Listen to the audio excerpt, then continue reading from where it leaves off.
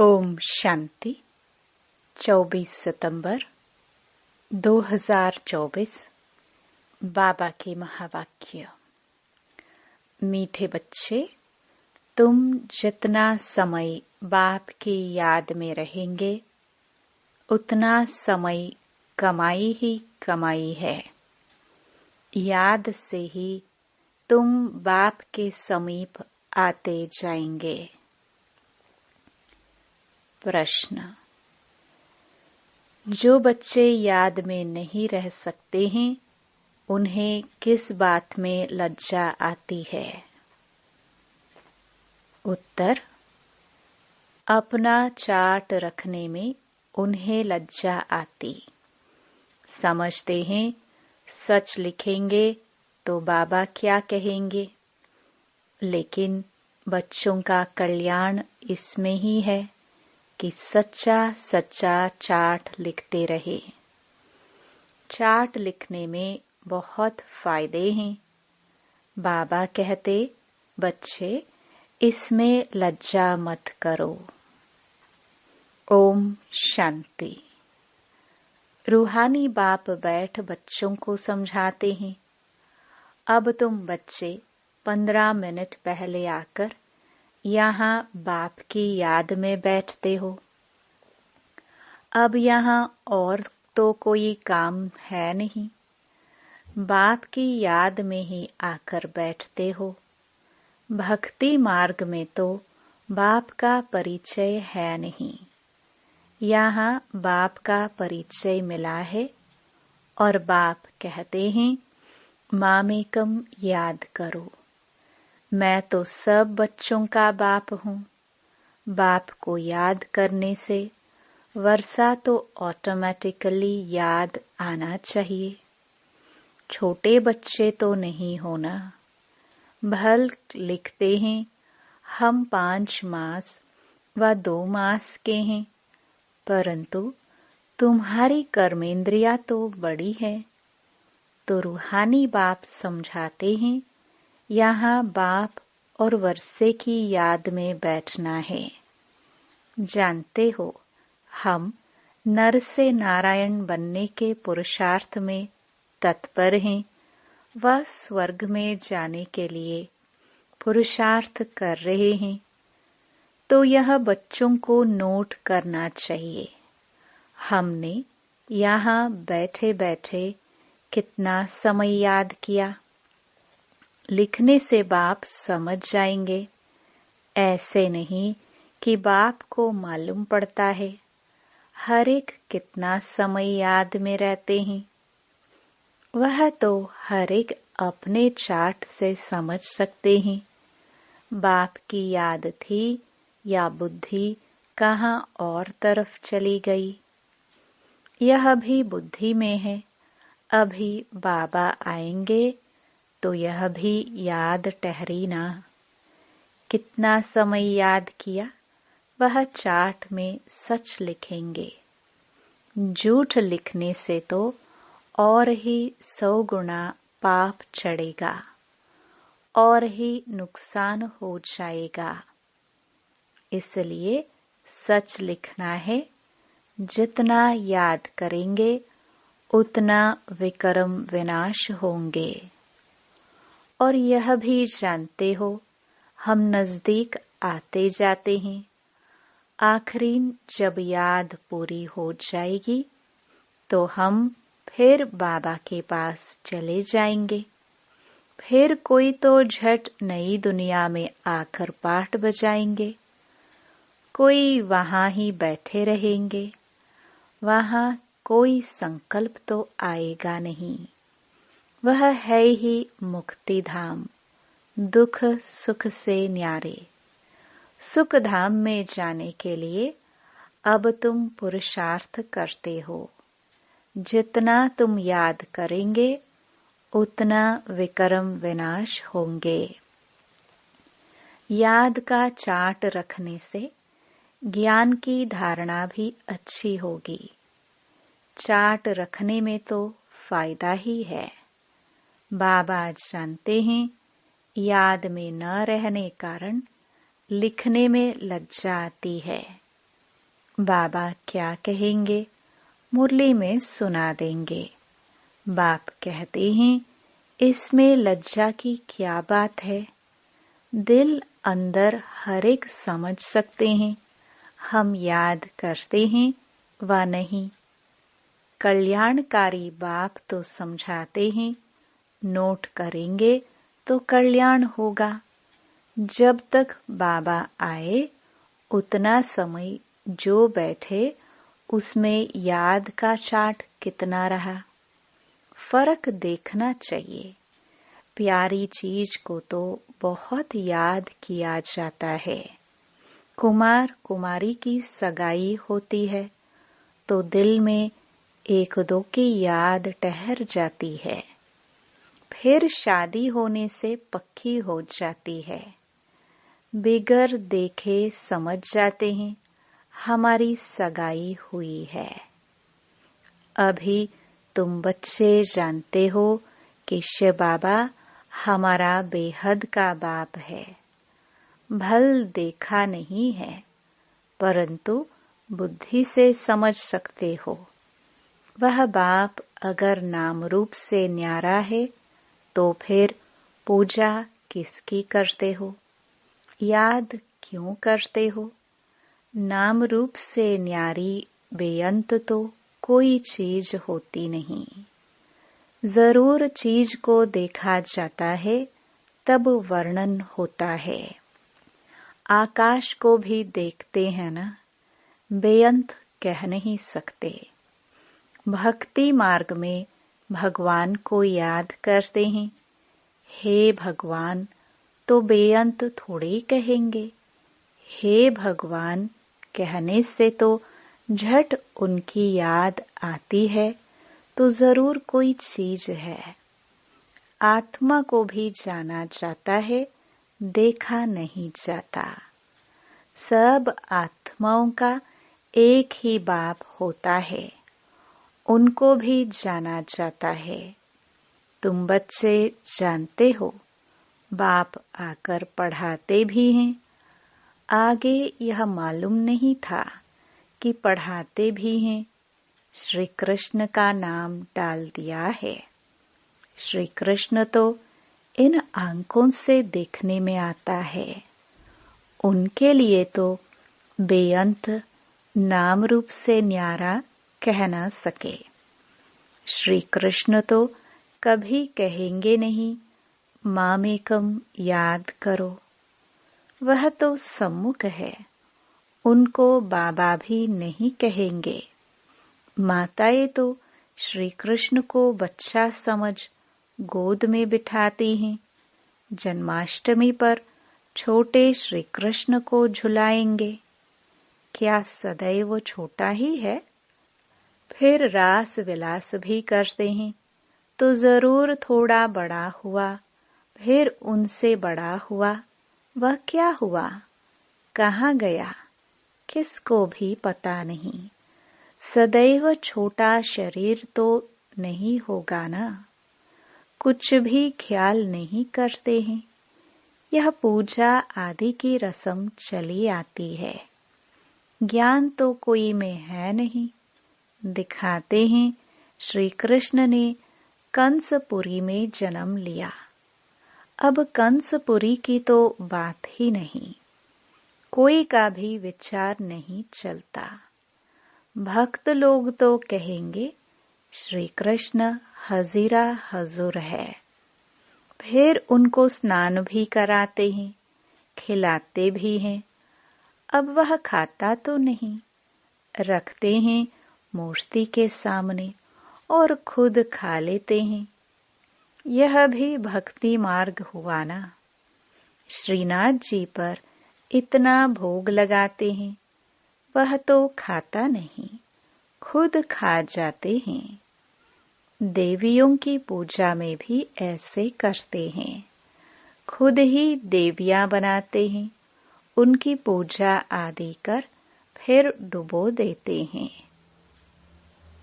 जेवरात आदि उतार कर डुबोते हैं, फिर वहां तो बहुत रहते हैं। जिसको जो हाथ में आया वह उठा लेते हैं, देवियों की ही जास्ती पूजा होती है।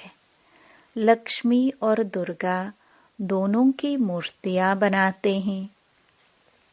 बड़ी मम्मा भी यहाँ बैठी है ना, जिसको ब्रह्मपुत्रा भी कहते हैं। समझेंगे ना कि इस जन्म और भविष्य के रूप की पूजा कर रहे हैं। कितना वंडरफुल ड्रामा है। ऐसी ऐसी बातें शास्त्रों में आ ना सके। यह है प्रैक्टिकल एक्टिविटी।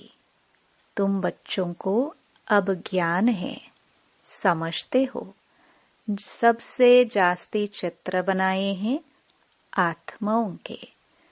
जब रुद्र यज्ञ रचते हैं तो लाखों सालिग्राम बनाते हैं। देवियों के कब लाखों चित्र नहीं बनाएंगे। वह तो जितने पुजारी होंगे उतनी देवियां बनाते होंगे। वह तो एक ही टाइम पर लाख सालिग्राम बनाते हैं। उनका कोई फिक्स दिन नहीं होता है, कोई मुहूर्त आदि नहीं होता है। जैसे देवियों की पूजा फिक्स टाइम पर होती है। सेठ लोगों को तो जब ख्याल में आएगा कि रुद्र या सालिग्राम रचे तो ब्राह्मण बुलाएंगे। रुद्र कहा जाता है एक बाप को। फिर उनके साथ ढेर सालिग्राम बनाते हैं। वो सेठ लोग कहते हैं इतने सालिग्राम बनाओ। उनकी तिथि तारीख कोई मुकर्रर नहीं होती। ऐसे भी नहीं कि शिव जयंती पर ही रुद्र पूजा करते हैं। नहीं, अक्सर करके शुभ दिन बृहस्पति को ही रखते हैं। दीपमाला पर लक्ष्मी का चित्र थाली में रखकर उनकी पूजा करते हैं, फिर रख देते हैं। वह है महालक्ष्मी। युगल है ना। मनुष्य इन बातों को जानते नहीं। लक्ष्मी को पैसे कहाँ से मिलेंगे? युगल तो चाहिए ना। तो यह लक्ष्मी नारायण युगल हैं। नाम फिर महालक्ष्मी रख देते हैं। देविया कब हुई, महालक्ष्मी कब होकर गई, यह सब बातें मनुष्य नहीं जानते हैं। तुमको अब बाप बैठ समझाते हैं। तुम्हारे में भी सबको एक रस धारणा नहीं होती है। बाबा इतना सब समझाकर फिर भी कहते शिव बाबा याद है, वर्षा याद है। मूल बात है यह। भक्ति मार्ग में कितना पैसा वेस्ट करते हैं। यहाँ तुम्हारी पाई भी वेस्ट नहीं होती है। तुम सर्विस करते हो सॉल्वेंट बनाने के लिए। भक्ति मार्ग में तो बहुत पैसे खर्च करते हैं, इनसॉल्वेंट बन पड़ते हैं। सब मिट्टी में मिल जाता है। कितना फर्क है। इस समय जो कुछ करते हैं वह ईश्वरीय सर्विस में शिव बाबा को देते हैं।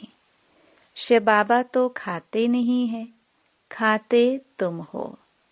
तुम ब्राह्मण बीच में ट्रस्टी हो, ब्रह्मा को नहीं देते हो। तुम शिव बाबा को देते हो।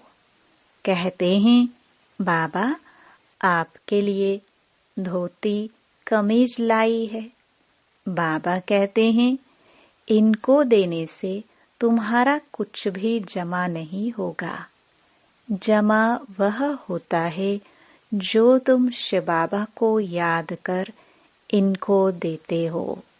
फिर यह तो समझते हो ब्राह्मण शिव बाबा के खजाने से ही पलते हैं। बाबा से पूछने की दरकार नहीं है कि क्या भेजूं। यह तो लेंगे नहीं। तुम्हारा जमा ही नहीं होगा अगर ब्रह्मा को याद किया तो। ब्रह्मा को तो लेना है शिव बाबा के खजाने से, तो शिव बाबा ही याद पड़ेगा। तुम्हारी चीज क्यों लेवे? बीके को देना भी रॉन्ग है। बाबा ने समझाया है, तुम कोई से भी चीज लेकर पहनेंगे तो उनकी याद आती रहेगी। कोई हल्की चीज है तो उनकी बात नहीं, अच्छी चीज तो और ही याद दिलाएगी। फलाने ने यह दिया, उनका कुछ जमा तो होता नहीं, तो घाटा पड़ाना। शिव बाबा कहते हैं, मामेकम याद करो। मुझे कपड़े आदि की दरकार नहीं, कपड़े आदि बच्चों को चाहिए। वह शिव बाबा के खजाने से पहनेंगे। मुझे तो अपना शरीर है नहीं, यह तो शिव बाबा के खजाने से लेने के हकदार हैं। राजाई के भी हकदार हैं। बाबा के घर में ही बच्चे खाते पीते हैं ना। तुम भी सर्विस करते, कमाई करते रहते हो। जितनी सर्विस बहुत, उतनी बहुत कमाई होगी। खाएंगे पिएंगे शिव बाबा के भंडारे से। उनको नहीं देंगे तो जमा ही नहीं होगा। शिव बाबा को ही देना होता है। बाबा आपसे भविष्य 21 जन्मों के लिए पद्मा पद्मपति बनेंगे। पैसे तो खत्म हो जाएंगे, इसलिए समर्थ को हम दे देते हैं। बाप समर्थ है ना, 21 जन्मों के लिए वह देते हैं। इनडायरेक्ट भी ईश्वर अर्थ देते हैं ना। इनडायरेक्ट में इतना समर्थ नहीं है। अभी तो बहुत समर्थ है, क्योंकि सम्मुख है। वर्ल्ड ऑलमाइटी अथॉरिटी इस समय के लिए है। ईश्वर अर्थ कुछ दान पुण्य करते हैं तो अल्पकाल के लिए कुछ मिल जाता है। यहाँ तो बाप तुमको समझाते हैं, मैं सम्मुख हूँ, मैं ही देने वाला हूँ। इसने भी शिव बाबा को सब कुछ देकर सारे विश्व की बादशाही ले ली ना। यह भी जानते हो, इस व्यक्त का ही अव्यक्त रूप में साक्षात्कार होता है। इनमें शिव बाबा आकर बच्चों से बात करते हैं। कभी भी यह ख्याल नहीं करना चाहिए हम मनुष्य से लेवे। बोलो शिव बाबा के भंडारे में भेज दो। इनको देने से तो कुछ नहीं मिलेगा और ही घाटा पड़ जाएगा। गरीब होंगे, करके 3-4 रुपए की कोई चीज तुमको देंगे। इनसे तो शिव बाबा के भंडारे में डालने से पद्म हो जाएगा। अपने को घाटा थोड़े डालना है। पूजा अक्सर देवियों की ही होती है, क्योंकि तुम देवियां ही खास निमित्त बनती हो ज्ञान देने के। भल गोप भी समझाते हैं, परंतु अक्सर करके तो माताएं ही ब्राह्मणी बन रास्ता बताती हैं। इसलिए देवियों का नाम जास्ती है। देवियों की बहुत पूजा होती है। यह भी तुम बच्चे समझते हो।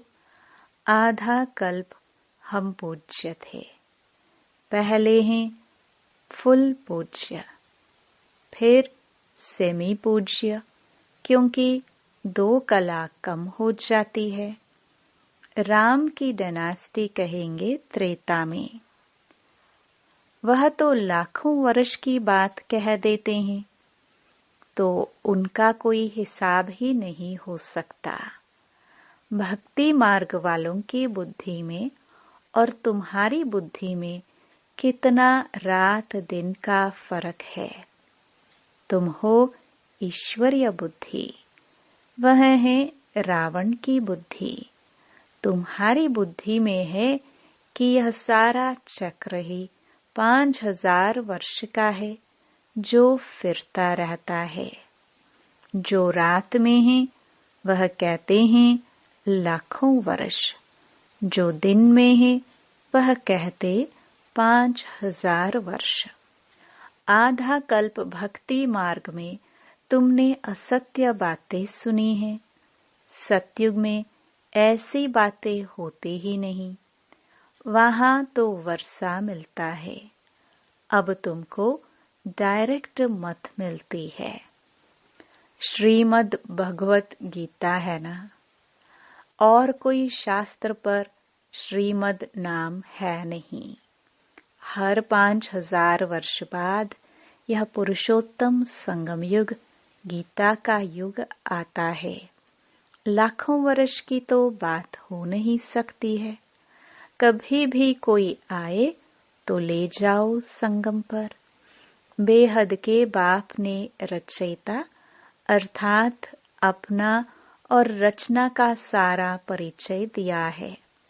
फिर भी कहते हैं अच्छा बाप को याद करो, और कुछ धारणा नहीं कर सकते हो तो अपने को आत्मा समझ बाप को याद करो।